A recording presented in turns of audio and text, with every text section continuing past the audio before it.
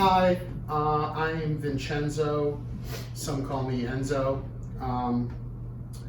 Hey Troy. I'm doing the pizza video training this week for Enzo's Pizza. If you haven't yet, please follow us on our Instagram. That was a shameful plug. The style of pizza that I've kind of named and dubbed is called Neo-Sicilian, which is kind of like Sicilian, not like Sicilian. The thing that I think is the most important is the type of pan that you use, but it's also not the most critical. So the pan that I've fell in love with is a brand called Lloyd pan. They're made in Michigan. It basically just gives like a super amazing texture to the crust, and good olive oil. Those things I think, and good ingredients of course, but that's what kind of makes Enzo's Pizza I think unique. You're going to be getting 2 doughs in your box, and what you're going to be doing is taking those 2 doughs and kind of forming them together, and we're going to go through a 2-proof process, which I'm going to show you. So the first thing you want to do is get your 2 doughs, and you're going to put them in whatever kind of pan you have. You can either get these Lloyd pans I got right on Amazon. You can use cast iron pan, you can use Pyrex dish, baking dish, cake pan, anything you want. Ideal to have it somewhere between like 12 inches by 12 inches in for a size. You're gonna get your pizza dough, it's gonna be cold, so what you wanna do is put oil in the pan, put your dough in, put oil on the top, and you wanna press it gently, and you wanna put it in the warmest part of your house, whether that's on top of your stove, in front of your warmer. I have a friend who has a warm place under his sink, which is kind of funny, but you basically want to get your dough to get to about 70 degrees Fahrenheit, or until it doubles in size. When the dough is warmer or at 70 degrees Fahrenheit, it's easier to work with. And yeah. All right, so our dough has sat out until it got to 70 degrees Fahrenheit. If you don't have a thermometer, you just want to make sure that it's kind of warm to the touch, and it's not cold. So what you're going to do is you'll put some oil on your hands, and what we're doing is we're going to just gently press, okay? And then we can flip it. Now it's going to go to its second proof. So the second proof is going to allow it to double in size again. And when it doubles in size, we're going to be able to really form it to the edges of the pan. It doesn't necessarily have to get to all the edges, but I like getting all of my crust to the edges because then it allows me to put my sauce and my cheese to the edge. And when you do that, you get a much better textural experience. So now we're going to just put this again in a warm part of your home, or if you have like a controlled like proofing box, you could do that as well. And we're going to let it proof double in size. All right, so our first proof of the Enzo pizza dough is complete. As you can see, you've got some bubbly action going, and it's much softer, and it is also warmer, so it's easier to pull.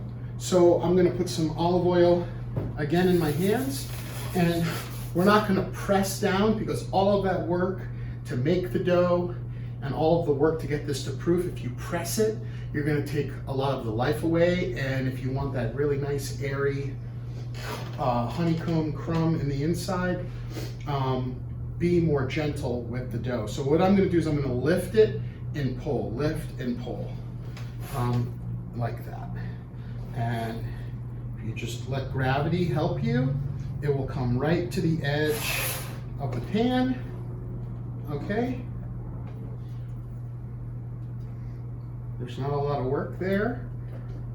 And that's that. All right, so now that we've reached our corners, we're going to go and par bake this for 4 minutes, depending on your oven, 375, 400 degrees, just until the top of the dough is right the stage, like right before golden brown.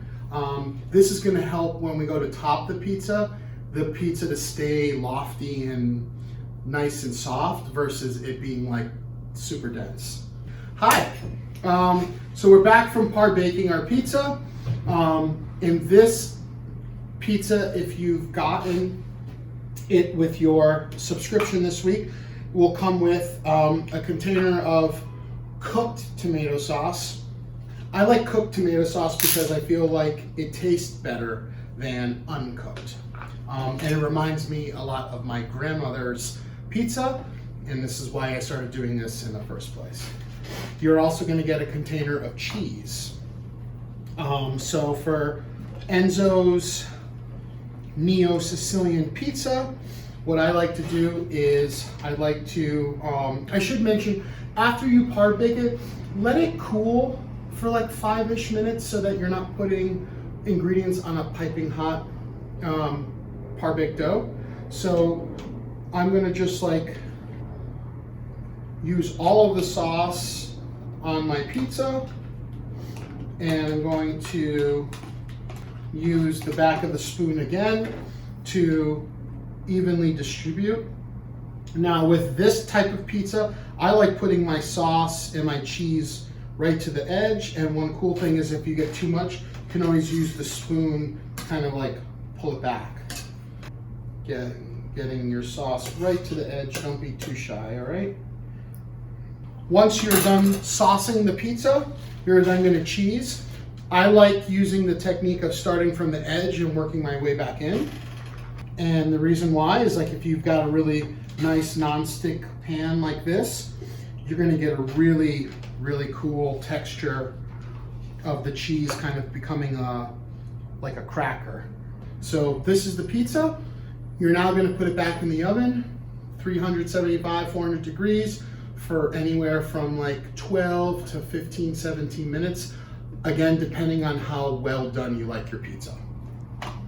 Okay, our Enzo pizza is done cooking. Like I talked about before, the thing that I love most about the pizza that I make is the pan that I cook it in, because it really allows to develop a special crust. But keeping that special crust, a crucial step is when it's done baking, I let it sit to cool in the pan for about 2 minutes. And I like to, whatever kind of metal or thin spatula you have, release it from the edges. And then I like to go right from the pizza pan to a cooling rack. You're probably gonna need a oven mitt, is gonna be helpful. And then why this step is pretty crucial is because what it's doing is it's allowing the air to kind of run its course around the crust to let it breathe. And when it breathes, it really holds that crust versus steaming in the pan and getting soft. So if you let it sit like this for like 5-ish minutes, it will be great once you cut it. It will be great, and what I mean by great is still crusty when it's room temp, and if you put it in your fridge and you eat it cold, it still has a crust, which I think is another really special thing. But as you can see here too, like when you cook it, the edge, you get like this really special crust. You can hear it, right? And then underneath is nice and golden brown, and we're just gonna let that breathe. So now we're gonna cut into it.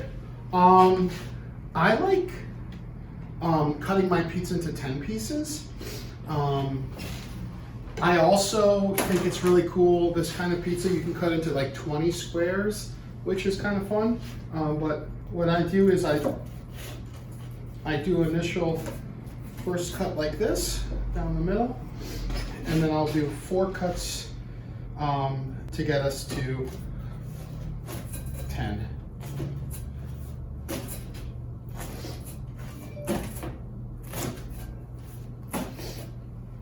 And my favorite's the corner.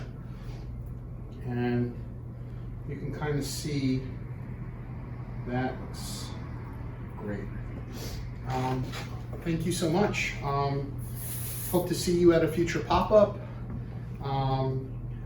Love your feedback. It's some delicious pizza.